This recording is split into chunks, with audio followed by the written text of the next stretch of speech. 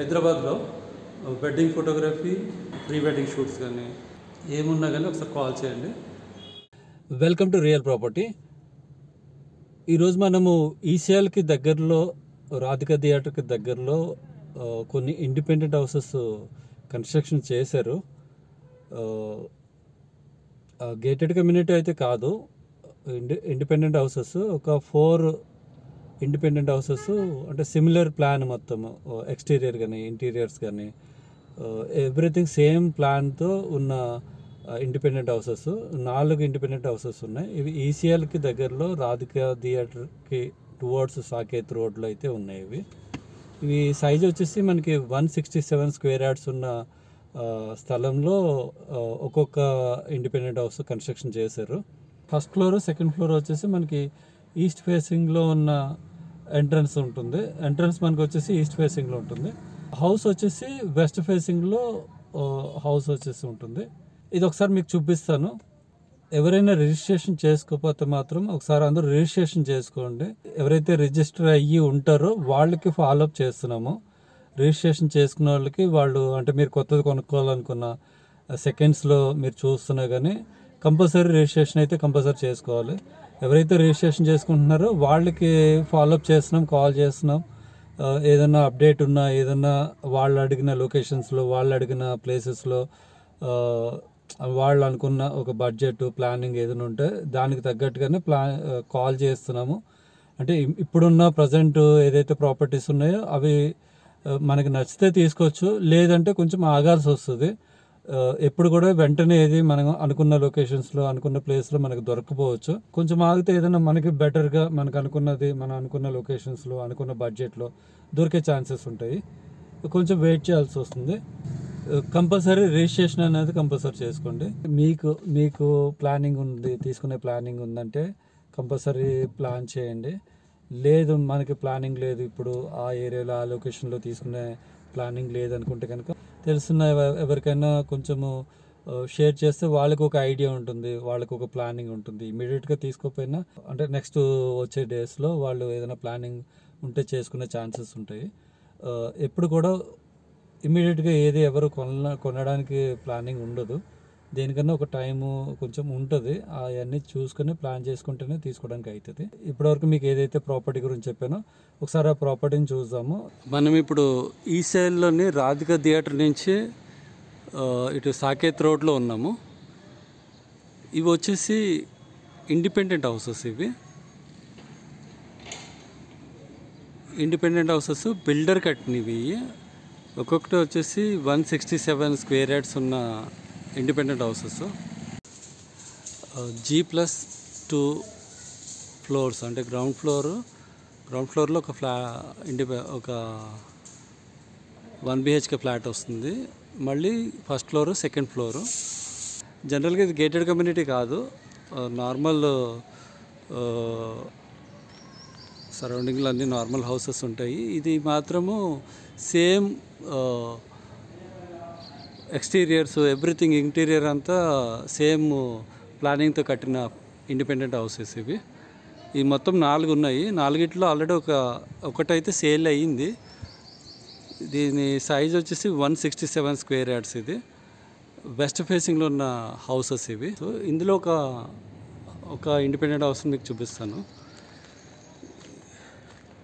ఇది వచ్చేసి gate entrance. ఇది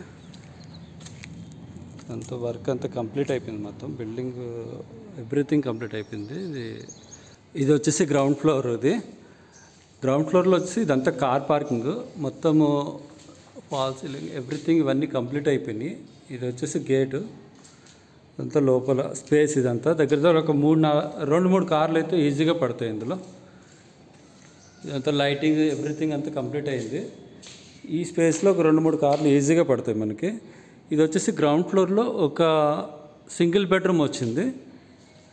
ఒకసారి మీకు లోపల చూపిస్తాను. ఇది వచ్చేసి మనకి నార్త్ ఫేసింగ్లో ఉన్న ఫ్లాట్. ఇది ఈ లోపలికి రాగానే నార్త్ ఫేసింగ్ ఎంట్రన్స్ వస్తుంది. ఇది వచ్చేసి ఒక హాల్. ఇది కిచెను, ఇది దేవుడి రూమ్. ఇది వచ్చేసి కిచెను, ఇది hall, single bedroom hall kitchen లాంటిది.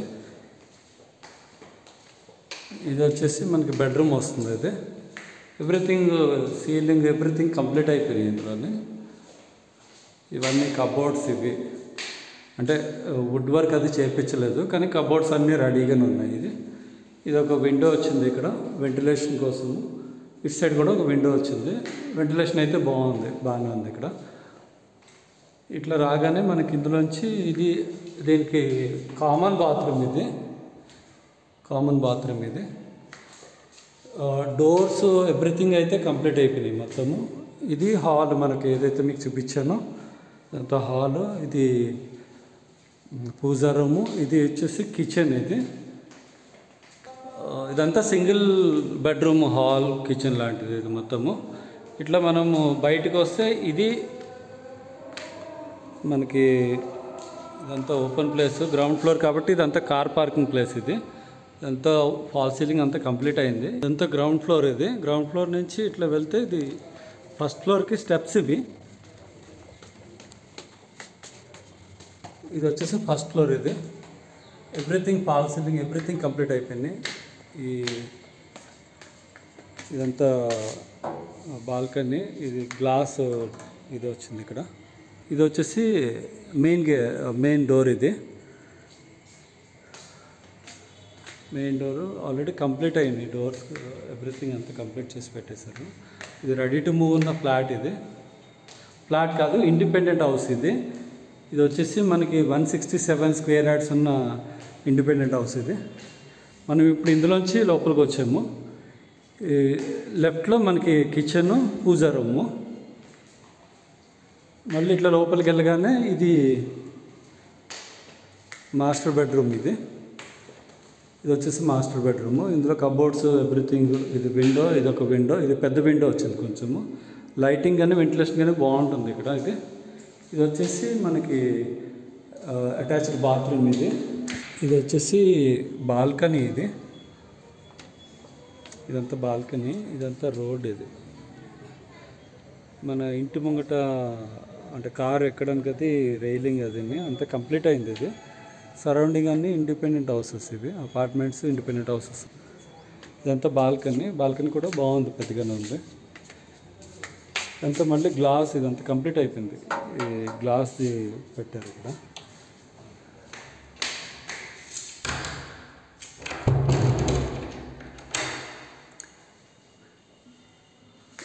ఇది బాత్రూమ్. Attached bathroom. దీనికి ఈ బెడ్రూమ్కి అటాచ్డ్ బాత్రూము. దాన్ని ఇదొక బెడ్రూమ్. ఇది కూడా కబోర్డ్స్ అవి రెడీ ఉన్నాయి, కానీ ఈ ఎవ్రీథింగ్ ఫర్నిచర్ అది చేయించుకోవాలి. దీనికి అటాచ్డ్ అంటే కామన్ బాత్రూమ్. ఇది వచ్చేసి లైటింగ్, ఫాల్ సీలింగ్ ఎవ్రీథింగ్ అన్నీ కంప్లీట్ చేశారు. ఇంకా చిన్న ఫ్యాన్స్ అవి అయితే ఫిక్స్ చేయలేదు. ఇది వచ్చేసి కిచెన్.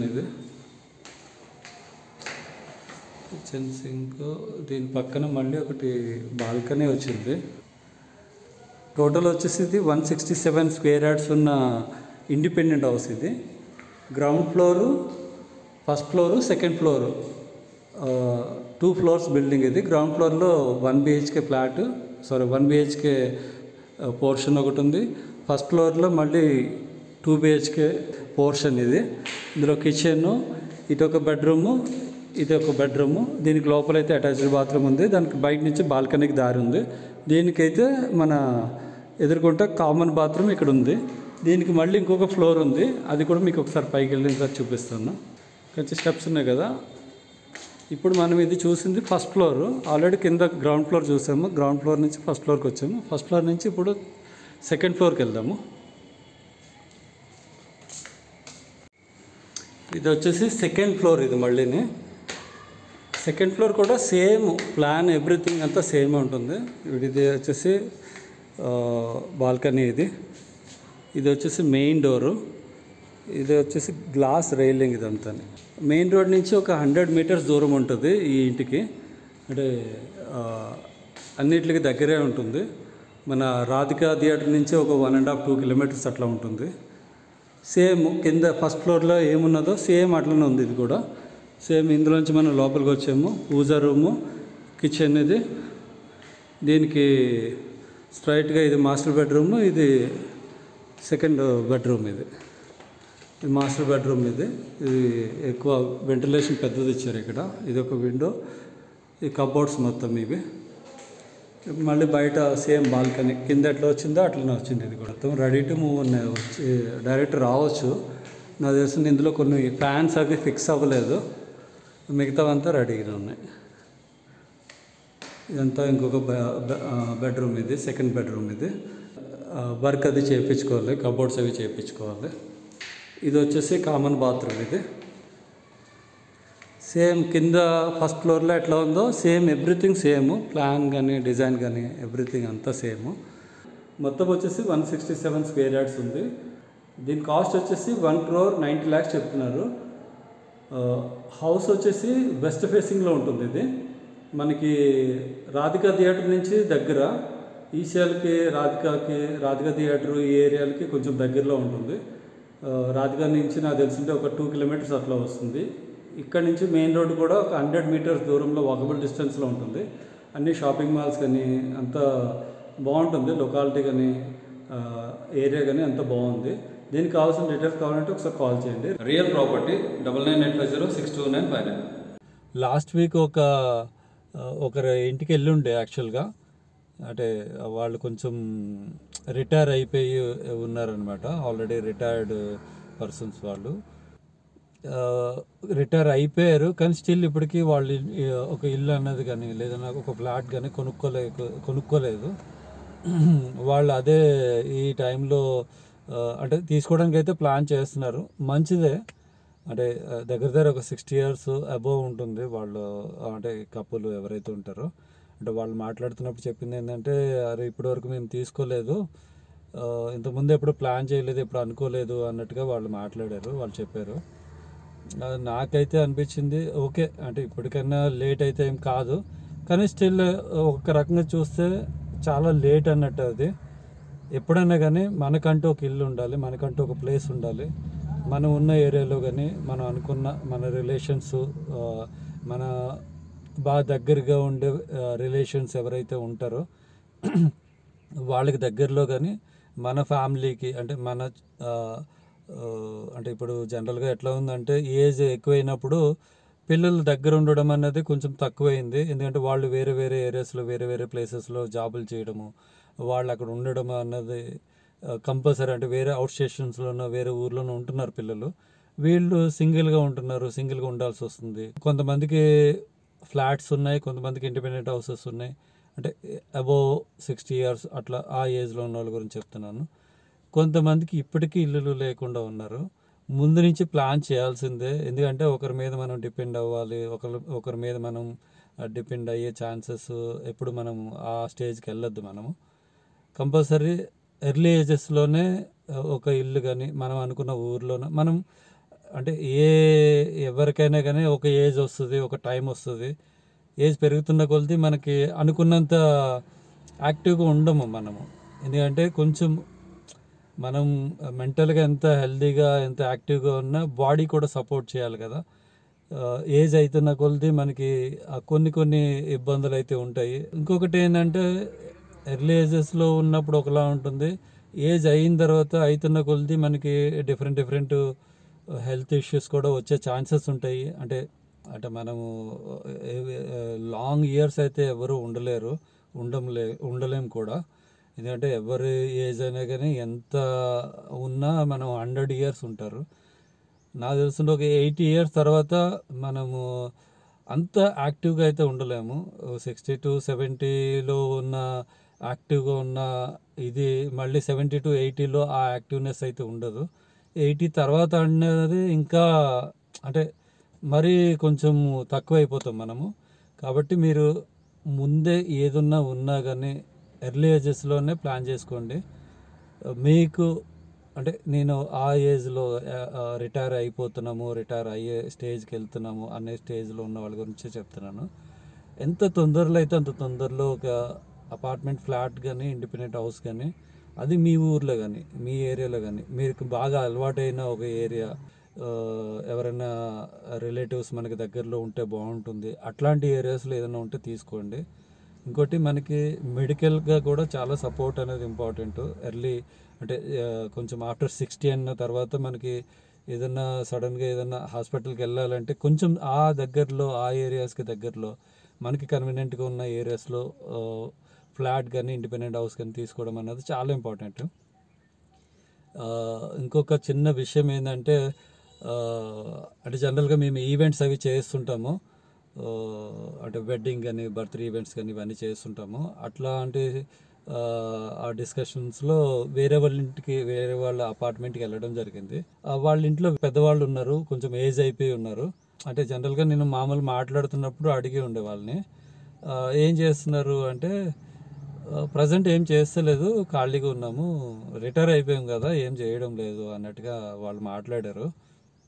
ఇన్ని ఇయర్స్ జాబ్ చేసి ఉంటాము అంటే జనరల్గా ఆ ఏజ్లో ఆఫ్టర్ 60 అన్న తర్వాత అప్పటివరకు ఏదో జాబ్లోనో ఒక గవర్నమెంట్ జాబ్ అయ్యి ఉండొచ్చు, ప్రైవేట్ జాబ్ అయ్యి ఉండొచ్చు, ఒక టీచింగ్లో ఉండి ఉండొచ్చు, మంచి జాబ్లో ఉండి ఉండొచ్చు. ఎందుకంటే వాళ్ళకి ఉన్నంత ఎక్స్పీరియన్స్ అంటే ఒక లైఫ్కి సంబంధించిన ఒక ఎక్స్పీరియన్స్ వాళ్ళకు ఉంటుంది.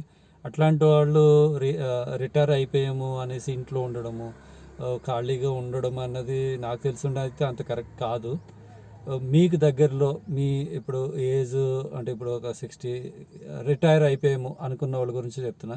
రిటైర్ అయిపోయాము, ఇప్పుడేం చేసేది లేదు, ఇప్పుడేం ఖాళీగానే ఉంటున్నాము, ఏం పని లేదు అని అనుకున్న వాళ్ళు ఉంటారు. కొంతమంది ఏంటంటే ఆ దగ్గరలో ఏదైనా కమ్యూనిటీస్ ఉన్నాయి, ఏదైనా పార్క్స్ ఉన్నాయంటే కొంతమంది వెళ్తుంటారు, పార్క్స్కి వెళ్తుంటారు. దగ్గరలో ఉన్న పార్క్ కానీ ఏదైనా కమ్యూనిటీ హాల్స్ కానీ అంటే అందరూ ఒక ఈవినింగ్ టైము ఆఫ్టర్ 4-5 తర్వాత అందరూ వెళ్ళి కలవడము, ఒక దగ్గర ఉండడము, ఏదో ఒక డిస్కషన్ చేసి ఏదో ఒక అంటే అందరినీ కలిసి ఒక గంట 2 గంటలు ఉండి ఇంటికి వెళ్ళిపోతుంటారు.